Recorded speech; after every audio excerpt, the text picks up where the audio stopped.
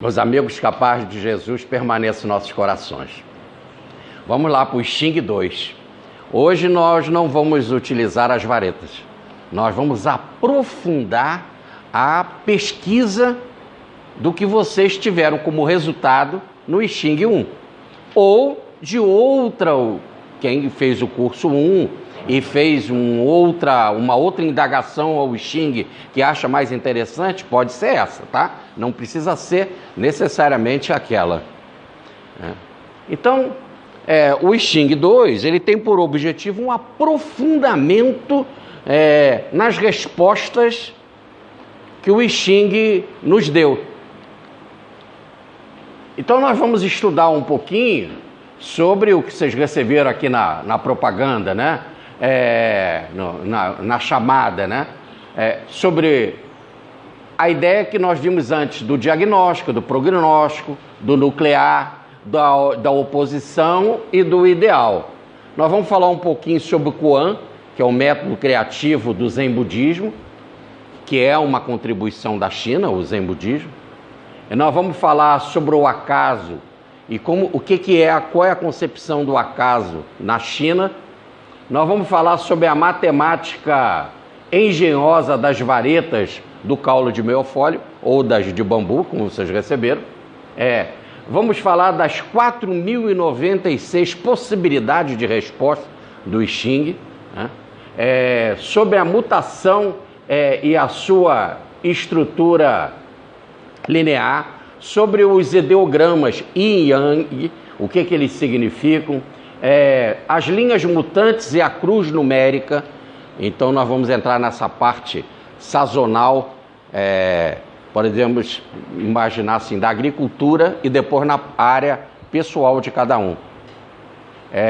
Nós vamos falar sobre o hexagramas raiz e de perspectiva, em outras palavras, diagnóstico e prognóstico, a radiografia energética do consulente de cada um de vocês, o hexagrama e análise visual dele, a construção verticalizada dos hexagramas. Nós vamos falar sobre as linhas e as funções sociais e hierárquicas e familiares, os hexagramas derivados, as linhas governantes e dirigentes. Muita gente me perguntava no primeiro curso, o que é essa bolinha, o que é esse quadradinho que está aqui, né? Então é isso que nós vamos estudar.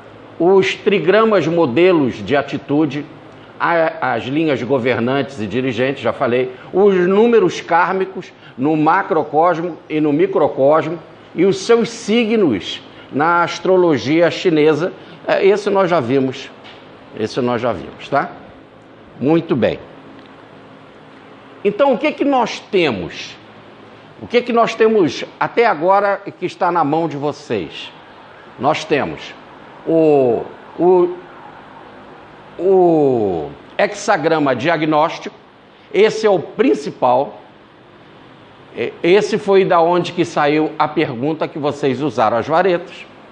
E, com isso, vocês descobriram outros 4 hexagramas. No caso, quando tem linha móvel, o prognóstico, e aqui estão os nomezinhos deles em chinês, o prognóstico, o nuclear, o de oposição e o ideal. Tudo isso nós tiramos do diagnóstico. Em outras palavras, é um reforço para um aprofundamento, é uma maior quantidade de informações para vocês entenderem a pergunta. Muito bem. Então é isso que nós tínhamos. Só que para vocês chegarem no diagnóstico, e aí depois levantar os outros hexagramas, aqui é uma operação que não depende de meditação, mas o diagnóstico sim. No diagnóstico, vocês meditaram na vareta, com as varetas, né? Fazendo todo aquele cálculo que demora. Para quem já tem prática, leva aí uns 20 a 30 minutos, né? E que só dá para pensar numa coisa, naquela continha 1, 2, 3, 4, a gente só pode pensar no número e na pergunta. Não dá para ficar pensando em outras coisas, né? E com isso a mente fica afunilada, ela fica em processo de concentração, aonde que podemos dizer assim, a pergunta em si, aquilo que é importante, que é essencial para você, passa a estar no centro da sua mente. E aí, como está no centro da sua mente, você vai para a resposta. Indo para a resposta fica mais fácil de entender. Por que eles inventaram o método da vareta? O método da vareta? Para nos ajudar a meditar, como se o I Ching dissesse assim. O livro I Ching, ele é um livro de estratégia, ele não é um livro de meditação. Quem quiser meditação vai fazer yoga, vai fazer alguma outra coisa. O I Ching, ele se propõe a dizer assim, o que você quer fazer, como você tem que agir. Logo não é para viver no meio do mato, na floresta, com as pernas cruzadas. É uma ação que vai ser realizada. E essa ação, para você tomar uma decisão, você tem que estar com a mente concentrada. Sem a mente concentrada, você não vai entender a resposta. Agora, pois não, Zenaide? Essa questão é a mente de quem está trabalhando com as varetas. Sim. Se, por exemplo, eu estou fazendo uma consulta para uma outra pessoa, a pessoa está ali presente, mas quem tem que movimentar a vareta ela. Não, tem diferença, sim. É ela que tem que movimentar. O certo mesmo é ela movimentar. Né? Ela que fez a pergunta, né? Você só está ajudando, você está assessorando. Essa coisa de um colocar I Ching para o outro é um método de alimentar um pouco a preguiça. Porque o sujeito ele tem que aprender a estudar, entendeu, Zena? Agora, você pode ajudar. Olha, eu sei como fazer, mas você faz a divisão aqui, eu faço o cálculo para você. Mas repare que ela não vai estar meditando. Porque quem está contando 1, 2, 3, 4 é você. A mente dela, ela está lá. Só assim, cadê minha resposta? Cadê minha resposta? E ela não está com a mente tranquila. E aí, na hora que vier a resposta, que você vai explicar para ela, você vai entender dentro do mundo Zenaide como é que é o mundo dela. Tá, entendi. Agora, pode ser feito isso? Pode. Por exemplo, eu uso demais no consultório, né, com pacientes. Então vamos colocar o I Ching, mas veja qual é a relação. Eu não faço na primeira consulta no consultório. A pessoa já está lá comigo 2 meses, 3 meses, 6 meses. Então eu já conheço o caso. E é sobre aquele caso que nós vamos trabalhar. Então podemos dizer, já há uma relação de transferência e de contra-transferência. Isso é nome técnico na psicologia, que há uma unidade dela comigo e eu para com ela. Formou-se um campo magnético. É completamente diferente. Tá certo? Jorge, no caso de fazer para um filho, uma filha que está à distância, a gente já também... Sim, mas aí no caso do filho e da filha, você conhece bem o caso. Mas mesmo assim ele pode reagir diferente de você, né? Principalmente mãe. Mãe, você quase sempre quer que o seu filho faça aquilo, ou seja assim. Será que ele quer aquilo e ele é assim, né? Veja a mãe de João Evangelista e de Tiago, né? Ela se aproximou de Jesus e disse: Senhor, quando tu implantar o teu reino, pode botar os meus 2 meninos como ministros principais, né? Isso é papo de mãe, né? A mulher, disse Jesus, você não sabe o que pede. Então tem que ver aonde que vai a interferência da mãe no processo, tá? Mas é isso aqui que nós temos. E se nós vamos partir daqui, olha que interessante. É como se hoje vocês não meditaram, tá certo? O máximo, as pessoas que fizeram o curso ontem, meditou, mas já passou aí umas 10 horas ou mais, sei lá. E aí a mente já fizeram tantas outras coisas, ela não está focada. Então, agora a gente encarar o I Ching é como se fosse o método da moeda. Rapidinho chega a resposta, não preciso da vareta, compreendeu? Compreenderam? Então, olha, esse método já era da própria China. O Zhu Xi, no século 12, 13, né? No caso, precisamente, ele descobriu isso no século 12, foi lá da China que veio o método das moedas, que é uma coisa muito rápida de descobrir, né? Em 3, 5 minutos eu tenho a resposta. Agora, só que no caso dele, ele é um gênio, e ele vivia focado nesse assunto ali o tempo todo. Então ele já estava em processo meditativo. Compreendeu agora aqui o grupo? Por exemplo, vocês mexeram com a vareta, meditaram, foi quando que eu fiz o curso? Aqui em abril, né? Oi? Fevereiro? Olha, então desde fevereiro, então é necessário refletir, botar a mente em equilíbrio outra vez. Então eu vou pedir ali o Rui agora para desligar aqui e nós vamos fazer uma atividade de meditação, tudo bem? Que como é uma coisa pessoal, aí não convém ficar gravado, tá? Aí depois ele continua. Então vamos lá, vamos dar prosseguimento. Então, nós temos aqueles 5 hexagramas e precisamos passar pela meditação. E a China deu uma grande contribuição, olha lá. O I Ching é simples, é muito simples. E não pode ser complicado, porque o primeiro oráculo não podia ser difícil. O acesso à sua verdadeira mensagem é alcançado quando a mente atinge um estado de espontaneidade.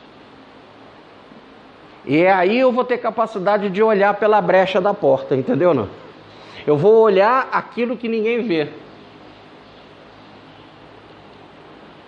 Quando se sabe que ele, o I Ching, ou tal, ou Deus, sabe, quando se conhece que a sua lei nos conduz e nos conduz sempre para melhor, ficamos tranquilos. Tudo passa numa coisa que eles têm muito, porque foram educados desde pequenininho, a fé, a certeza espiritual. Esse é o grande motor. A palavra mais importante em termos de espiritismo se chama imortalidade. Dos 400 livros do Chico, o primeiro veio apresentar os poetas para quê? Para mostrar poesia? Não, para mostrar a identificação espiritual de cada um deles. Para dizer, sobreviveram, é imortalidade. Tudo começa com ela. E quando eu tenho essa confiança no Pai, e que Ele me faz para melhor, que Ele me ama, que Ele cuida de mim, é que aí a coisa funciona na sua maior largueza. Precisamos apenas saber contemplar pela brecha da porta como ensina o I Ching. Essa é uma expressão dele. Então a fórmula da libertação, que eu já tinha estudado com vocês. Eu estou disperso. Aqui o meu mundo como que é? O meu mundo é da dispersão. Eu estou pensando uma porção de coisas, agitado, cheio de problema. Aí eu começo a meditar. Da meditação eu chego à concentração. Eu vou ficar com o centro. Concentrado, eu vou chegar no meu centro. E da concentração eu chego à contemplação. E quando eu chego à contemplação, eu olho pela brecha da porta. É o número maior dos barbantinhos lá, dos nozinhos, tá? Oi. Verdadeira mensagem, ele colocou. É simples, porque ele passa a verdadeira mensagem, essa mensagem pela essa brecha da porta, essa contemplação. Eu vou te fazer uma pergunta como aluna desse período que passou e que eu estudei. Eu senti uma coisa assim, a resposta que esse oráculo traz, ela não é uma resposta dentro dessa dispersão nossa. Tipo, eu pergunto, o que eu faço e você faz assim, assado. Eu senti que ela é uma resposta que você tem que ter mesmo essa quietude e você sente uma resposta sentida. E não uma resposta assim, matemática, falava, é assim, assim. Então eu fiz uma pergunta. Aí eu leio o resultado ali do hexagrama, tal, porque é muita atributo, posição dentro da família, aquela imagem e tal. Quer dizer, diante de todas aquelas informações, elas não são informações assim, numa tradução dessa razão pão, queijo, imediata. queijo. É uma coisa que você precisa ficar quieto e mais ou menos que sentir. Bom, o que eu senti disso? Se eu estou perguntando alguma coisa, eu fiz uma consulta e perguntei, é verdadeiro? Então, eu senti que era verdadeiro. Isso que você está falando é o curso 2, tá certo? O I Ching, ele não fala, nenhum oráculo, nem nenhum médium diz assim para você. Vai e faz isso. Calma lá. Quando ele fala assim, vai e faz isso, é porque você tem condição de fazer. Nem sempre a pessoa está preparada. Então ele tem que falar de tal forma, na forma oracular, na forma parabólica, na forma de mito, para você chegar lá. Eu conto sempre o caso da moça que foi o Chico Xavier, e o Chico falou para ela: ô minha filha, como é que está a sua mãe? Mamãe não veio porque está gripada. Ah, vai e volta, fica lá com a sua mãe e ora com ela, leia bastante evangelho a semana toda, não saia de perto da sua mãe. Ela: Chico, você está com a boca gorenta? Mamãe só está com uma gripe. Vai, minha filha, fica do lado dela, ora, leia bastante evangelho a semana toda. Aí ela ficou assim, né? E como aceita-se o oráculo, que é o Chico Xavier, ela foi fazer isso. E orou a semana toda, ficou sempre perto da mãe, não saia de perto da sua mãe e tal. Quando chegou no final da semana, ela morreu. Mas o Chico não podia dizer para ela, tá certo? Agora, para Jesus é diferente. Levanta, vamos lá, vamos para Jerusalém que eu tenho que pegar a cruz. Então, o oráculo ele tem que te responder no teu nível.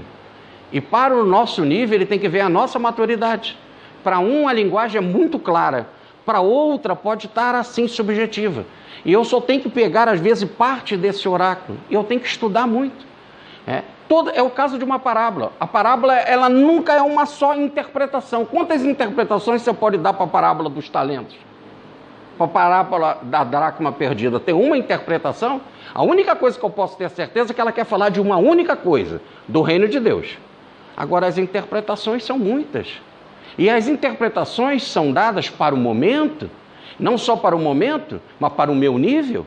E conforme que eu vou crescendo, quantas coisas eu vou vendo. Eu já estudei a obra de Rustem 4 vezes em público, assim, fazendo palestra. A obra inteira, né? E tudo foi gravado. Mas a última eu me sinto bem melhor do que as outras. Aliás, eu mandei botar no YouTube a última. Olha quanta coisa cresceu em 30 anos. É sempre assim. Então, olha só. Uma das contribuições da China é o Zen budismo. Em se tratando de Oriente, não se pode falar em estado de criatividade e em solução humorada, sem afluir à mente o pensamento zen budista. O zen budismo é mais uma grande contribuição da China milenar. E como eu disse que o I Ching entrou na faculdade, e desde que chegou Confúcio, se estuda o I Ching até a Revolução Comunista, com muitas teses, com muitos estudos, o zen budismo foi uma escola importantíssima para o desenvolvimento do pensamento do I Ching. Desse resultado que nós temos hoje do I Ching. O zen budismo tem 2 palavras muito importantes que se adaptam perfeitamente ao I Ching: Satori e Koan. Nós vamos falar dela. A primeira, Satori, é um estado luminoso, criativo da mente, em que você chega: ah, que bom é isso, percebi, entendi, eureka. E a segunda, Koan, é uma espécie de anedota, bem-humorada, incitadora da intuição ou insight. Leia-se, a compreensão repentina e surpreendente. Como o I Ching e os grandes mestres, ele não pode te dar resposta na hora, porque você não está preparada, ele te dá uma anedota, ou te dá uma coisa que você tem vontade de rir, que você não compreende. Por exemplo, frase de Francisco: é dando que se recebe. No lado racional, é dando que se recebe, não. Se eu der, eu vou perder. Não é assim? Mas como é que ele vem com um Koan desse, com uma coisa criativa, é dando que se recebe? E aí você tem que botar a mente para funcionar, para você chegar à iluminação, a tal da anedota que vai funcionar como pedagogia.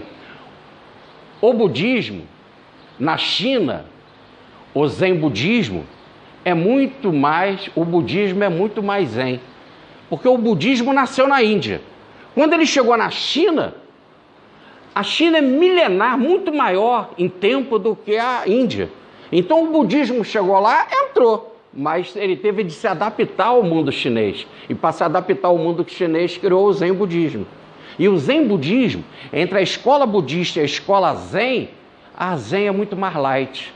Por isso que a gente até popularmente fala: fulano é zen, é mais tranquilo e tal. Porque do budismo, o cara vai para a floresta, fica lá meditando, não come e não toma banho, fica lá não sei quanto tempo, até descobrir. Não, outro não. Eles estão tranquilamente indo para a fábrica, trabalhando, produzindo. tá certo? E estão buscando o equilíbrio espiritual.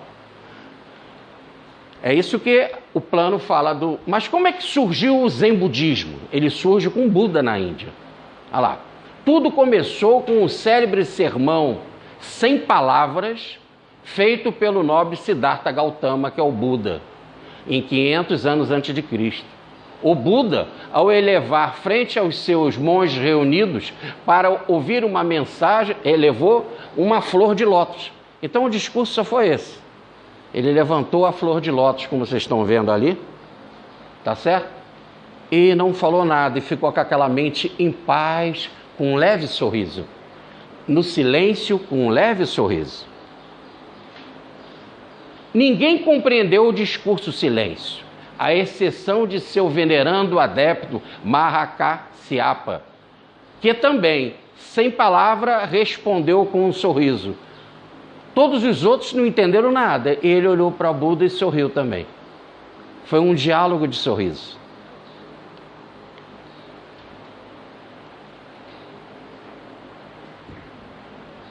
Vamos ver então como que surgiu o Sazen na China, o Zen budismo. Nesse sorriso, no sorriso dos dois, Buda e do seu discípulo, nesse sorriso, nessa centelha nascida da compreensão profunda de dois olhares, foi transmitido o sentido esotérico do budismo. Agora nós temos ali o esoterismo do budismo. Como que se percebe as coisas com o olhar? Logo, prestem atenção. Quando você medita e reflete profundamente na mensagem do Xing, as coisas não mudam, as palavras são as mesmas do texto, a figurinha do hexagrama é a mesma, só que você mudou, você vê, e o outro, olhando para aquilo, não vê nada. Então não são as coisas que mudam, somos nós que mudamos. E porque você mudou, você vê diferente. Então o Song Tzu estava no velório da esposa e tocando pandeiro. Quando o discípulo chega e fala: você está tocando pandeiro? Sua esposa faleceu? Ah, sim, mas eu já vi que isso já aconteceu tantas vezes. Quer dizer, então eu percebo de uma outra forma. O fenômeno é o mesmo. Só que o discípulo percebe de um jeito, ele de outro. As reações são diferentes. Zen é um termo derivado da tradição chinesa, Zena japonesa, da palavra original sânscrita, dhyana, conhecida em japonês por Sazen, e da qual a palavra Zen é uma abreviação. Za significa sentar, e Sazen pode ser interpretado como sentar para meditar. É assim, simples e tranquilo. Então, eles estão pegando do conhecimento da Índia e estão adaptando na cultura chinesa. O dhyana da Índia vai se adaptar ao Zen budismo da China.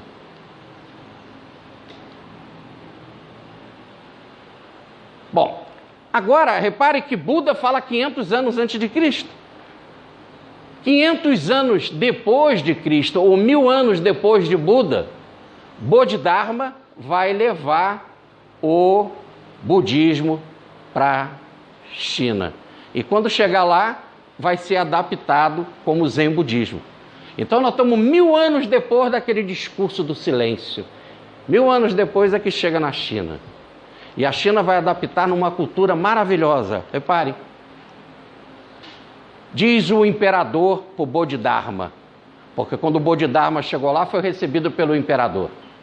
O imperador disse: nós construímos templos, copiamos as santas escrituras, ordenamos monges e monjas, até as suas conversões. Há algum merecimento reverenciado, Senhor, na nossa conduta? Resposta: nenhum merecimento em absoluto. Bom, vamos dar uma interpretação. Não tem nenhum merecimento, é nosso dever. Cumprir e fazer o bem é nosso dever. Você não tem que ganhar nada em troca. É o seu dever. A gente que pensa, né? Então Jesus dividiu os apóstolos em dupla e eles saíram para pregar. Quando eles voltaram encantados e disseram: nós expulsamos os demônios e os demônios nos obedeciam, nós ressuscitamos pessoas, curamos os doentes. Aí cada um falou da sua experiência. E Jesus disse: afastai-vos de mim, vós que cometeis obras de iniquidade. Como? Mas não foi Jesus que ensinou aquilo para eles? Mas sabe por que é obra de iniquidade? Eu fiz, nós dizemos, nós. Disse Jesus: o que vale é ter o vosso nome escrito no livro da vida. O que vale é ter buscado o contato com o divino.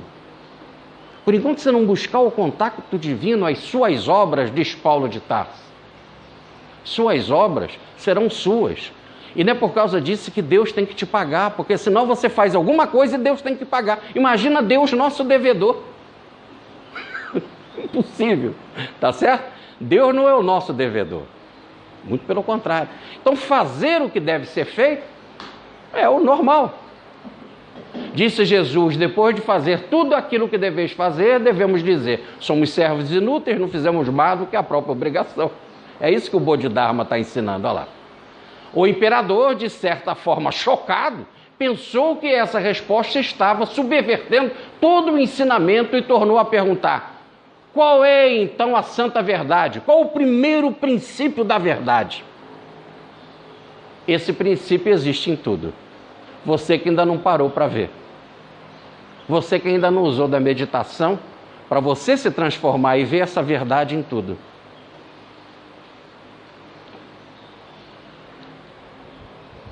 Então, a ideia é pacificar a mente. É o caso que envolve o Bodhidharma, aquele que levou o budismo lá para a China, e o seu discípulo e sucessor, Shang. O Shang ficou lá pedindo ajuda a ele, e ele não dava a mínima para o Shang. Esperava, porque ele só pedia. Aí o Shang entrou em desespero. Se sentindo desprezado, ele forçou uma resposta do mestre. E ele disse assim: eu não tenho paz de espírito, disse ele para o Bodhidharma. Poderia pedir, Senhor, que pacificasse a minha mente? Eu quero pacificar a minha mente, eu não tenho paz. Me atende, não fica me desprezando.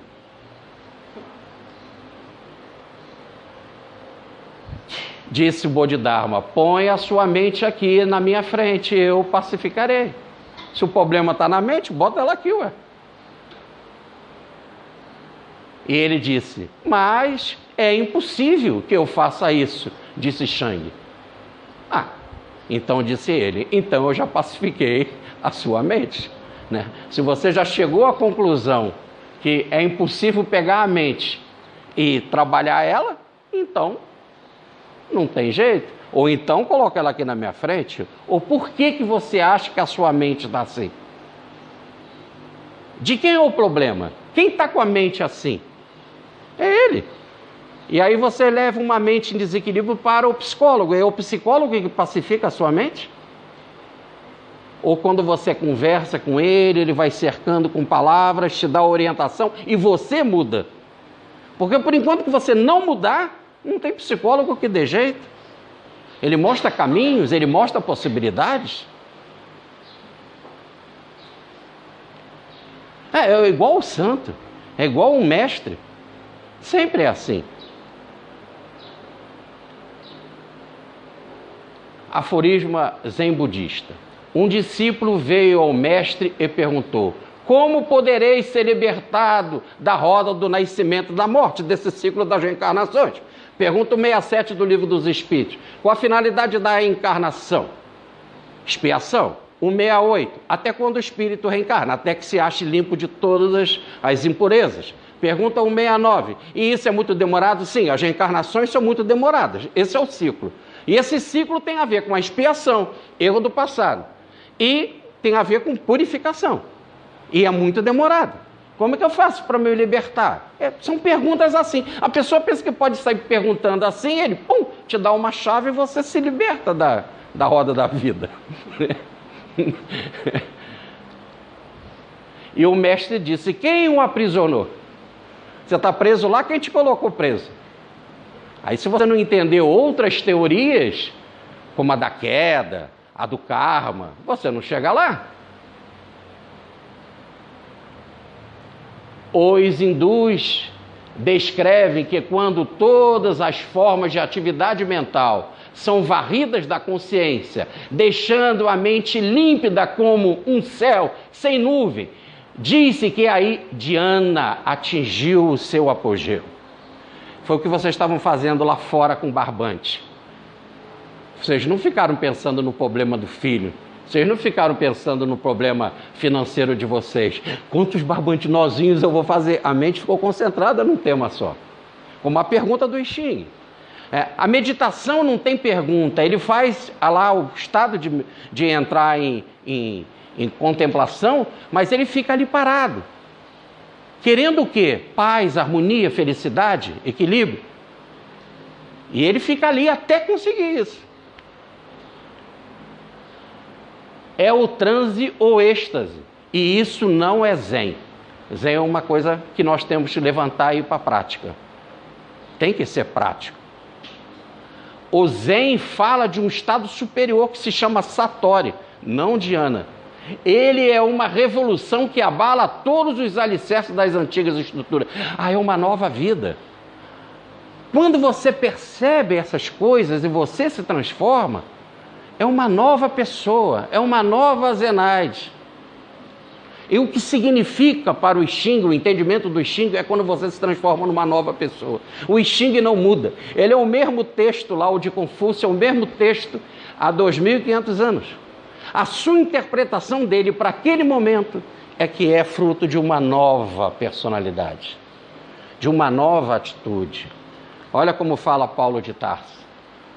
Paulo de Tarso é muito lúcido. Se alguém está em Cristo satori, e para estar em Cristo não pode estar parado, tem que estar amando, servindo, colaborando também. É uma nova criatura, diz Paulo. As coisas antigas já passaram, e eis que se fizeram novas. Ora, o texto é o mesmo. O texto é o mesmo. Eu não estou entendendo nada. Quando eu me transformo, aí é que eu vou entender. Estou te respondendo, Zenaide, a sua pergunta. Aí eu entendo, mas é porque eu me fiz uma nova criatura. Isso demanda esforço. Eu não podia dizer isso no curso 1, vocês não viriam no curso 2. Porque a gente é muito objetivo, eu quero a resposta agora. E a coisa não é assim de graça. É necessário uma transformação. Então, não é uma coisa diferente que é vista. O indivíduo sim que vê diferente. Vou reler essa frase, que aqui é tudo. Não é uma coisa diferente que é vista. O indivíduo sim vê diferente. Aquelas centenas de pessoas na fila para falar com Chico Xavier. Ele para todos uma serenidade, uma tranquilidade, uma paz. E ele via coisas que ninguém via. E as pessoas diziam, certa vez um repórter perguntou para ele: mas Chico, me diga isso, como é que pode? Essa gente chega aqui e você dá 600 receitas de homeopatia assim a jato. Quando você tem que fazer perguntas, tem que conversar com o paciente para saber o que ele tem, como é que sai o remédio certo para o problema da pessoa? É simples assim. Ele já vem para cá com o problema dele, e sempre vem acompanhado dos mentores. Quem me fez a pergunta de mentor? Não, foi a Carla, né? Que não pôde vir. Então, a gente sempre vem acompanhado do mentor. O mentor chegava do lado do doutor Bezerra, ele tem isso, toma aqui o remédio, toma. É simples assim. Agora, para quem não tem essa visão, fica ali quebrando a cabeça para entender como o processo é feito. E o doutor Bezerra, doido, porque quem fazia isso era o doutor Bezerra, o doutor Bezerra doido, porque quando ele foi estudar medicina, o livro que ele aprendeu do Dias da Cruz, que era seu professor, o Dias da Cruz pai, dizia que no mínimo você tinha de fazer 40 perguntas por paciente. E ali no Chico não tinha uma pergunta, e era o próprio doutor Bezerra quem dava a receita, por não? Um dia nós, a gente do Chico, eu chegando com uma amiga, e aconteceu isso daí. Ele não falou nada, ele só olhou para ela e falou: filha, quando um homem deixa a casa, é porque ele já não ama nem os filhos. Muito bem. Aí foi mais para te consolar. Não, foi para outra. Para outra, mais para consolar a outra, né? Ah, sim. Agora, ele também não pode entender o drama da casa, porque muitos homens deixam a casa por outro motivo. Que tem casa até que nem tem filho, outras coisas, né? Outras situações. Perfeito. Agora, o que é isso? Isso é fruto de quê? Os mentores estão ali. Qual? Da própria pessoa. Já chega, conta tudo. E conforme que ela vai se aproximando da fila, já tem a ficha completa. Leia um livro Cirurgias Espirituais sobre aquele médium, o Dr. Fritz, né, o Arigó. É lindo esse livro, um espetáculo esse livro. Deve ter no Idefran. É muito bom esse livro. Um dos melhores sobre cirurgia espiritual. Ou talvez, quiçá, o melhor. Mas a equipe que trabalhava com o Arigó era imensa. E tinha, inclusive, pessoas do lado de lá que trabalhavam especializado em polícia, em investigação. Então, eles viam na fila quem era falso, quem estava com má intenção, quem vinha ali para provocar o médium. Aí ele já chegava lá. Está de blusa verde, óculos escuro, preste atenção nesse. Falava para o doutor Fritz. Aí lá vinha a fila. Daqui a pouco o cara tirava o óculos e botava no bolso. Acabou de tirar o óculos. Olha lá no livro. Aí quando chegava o cara, o doutor Fritz falava para ele: vem me investigar, né? Você vem me investigar. Aí o cara ficava todo quebrado. Aí, pô, como é que ele sabe isso? Não, tem inclusive informante. Não precisa a gente saber de tudo. A gente trabalha com equipe. Nós temos que aprender a trabalhar em organismo. Essa é a nossa evolução. Faltou aqui. Não, isso é o Jung. Olha, essa frase é do Jung, é da psicologia. A gente é que tem que mudar o consultório aí, olha como é que deve ser. Mas justiça seja feita à Índia. Seus sábios também conhecem este mais elevado nível de conhecimento, que é o Sartori. Ele os chama de Asparsa Yoga, ou a yoga de um retorquível. Evidentemente que ela não é popular. Mas a Índia tem esse conhecimento, né? Porque Jesus não desampara ninguém, todos são também amparados. Dizem que o místico não deve se deter no devaneio de calma e gozo alcançado por Dhyana, pois permanecerá ignorante da suprema verdade. Ele poderá sentir-se feliz, mas não poderá ser chamado de sábio. Então o problema não é de ficar lá meditando, é de botar a mente em sintonia e agir. O que é o Koan? O Koan é uma pedagogia que ele te dá para você meditar. Acabamos de fazer um Koan lá fora.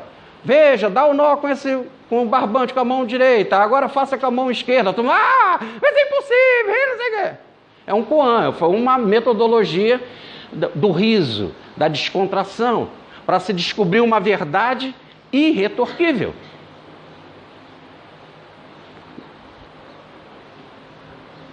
O Koan é um tipo de frase, uma anedota aparentemente ilógica e muitas vezes francamente risível. Podemos dizer ser ele um exercício com a finalidade de ativar a circulação mental. Quando a gente vai para a academia e faz musculação, você está ativando as suas energias, vai andar, vai pegar as vitaminas que o sol te favorece e tal. Você está circulando as suas energias. A mente também. A mente não pode ficar parada. O melhor livro que o professor Petro Baldi escreveu foi o último, Cristo. O melhor livro que o Jung escreveu foi o último, O Homem e os Seus Símbolos. Todos eles já tinham passado de 80 e tantos anos. A mente não deixou de circular. Quando a gente para, relaxa a mente, mas relaxa na preguiça, ela fica, enferrujada. Ela perde musculatura. Eu quebrei a perna, botei aquela bota, Felipe. Tive de fazer depois fisioterapia, porque ficou fininha ali, ela ficou fina. Perdeu musculatura, pode dizer assim, doutor? É musculatura que perde? Perdeu musculatura. A mente também, se você não exercita, ela perde. É uma forma branda de um dito transmitido por um mestre e seus discípulos, na forma de anedota, diálogo, afirmativa ou pergunta, visando despertar o adepto para realizar a zen. Às vezes ele fica com esse koan uma encarnação toda, às vezes em várias encarnações, se for o caso, ou às vezes um dia, um ano, 10 anos, não sei.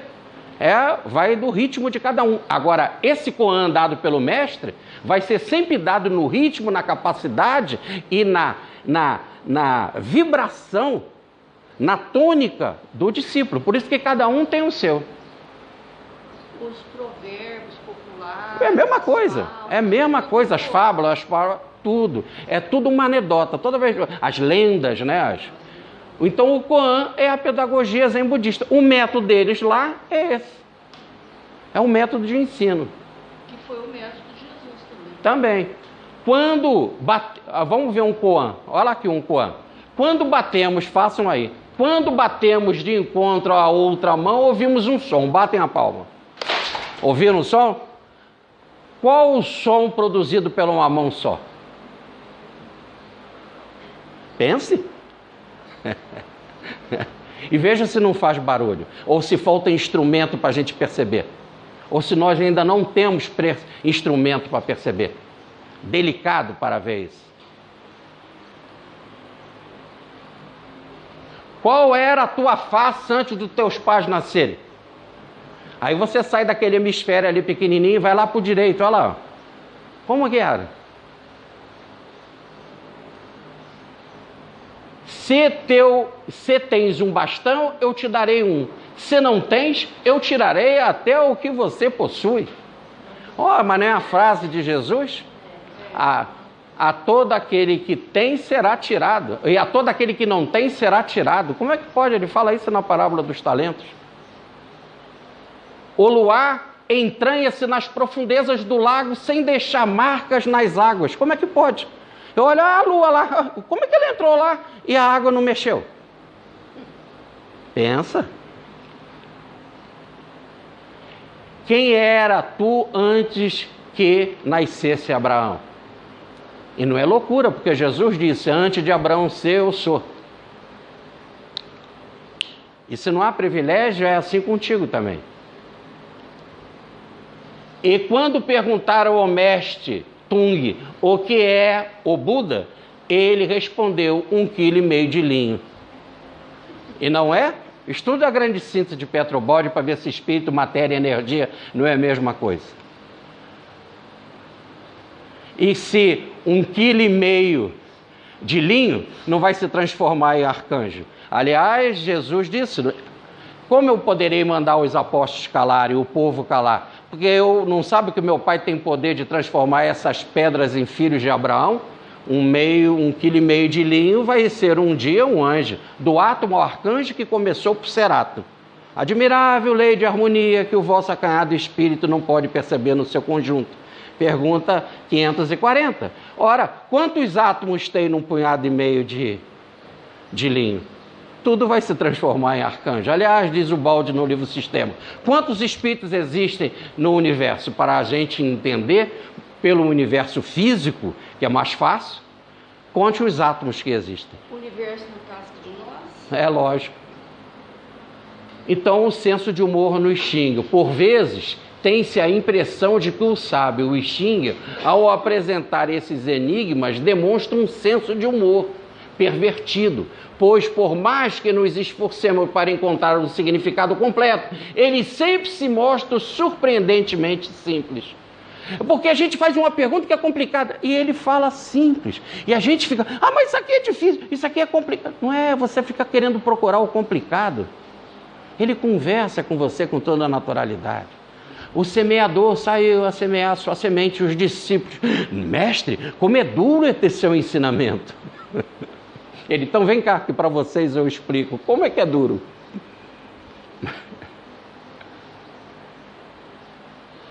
Faz parte do humor cósmico que trabalhemos, aí a resposta, que trabalhemos em repetidos assaltos intelectuais imaginativos ao Koan, ou a resposta do Xing. Somente quando desistimos, suspirando, simplesmente, não consigo, está difícil, está complicado, não tenho capacidade, ou isso é uma conversa, é uma ilusão, é aí que a solução nos vem, sem esforço, como numa dádiva, né? Arquimedes pensou tanto, aí foi relaxar, tomou um banho, quando ele entrou na banheira, gritou eureka e descobriu a solução. Thomas Edison diante da lâmpada, quando o seu discípulo perguntou para ele: e se alguém aparecer aqui com a lâmpada pronta? Ele disse: veja, esse cara tem que passar por uma experiência extraordinária, porque eu já tenho 999 possibilidades de que não é assim que faz. Eu ainda não sei como é que faz. Ele tem que passar por essa experiência, nada é de graça. A busca zen. Destacamos 3 palavras que sintetizam a busca zen da iluminação. Essas são as 3 palavras para a pesquisa no Xing. Resumindo tudo: disciplina, humildade, alegria. Com essas 3 coisas, por isso a brincadeira do barbante, a gente rindo, descontraindo para descobrir verdades.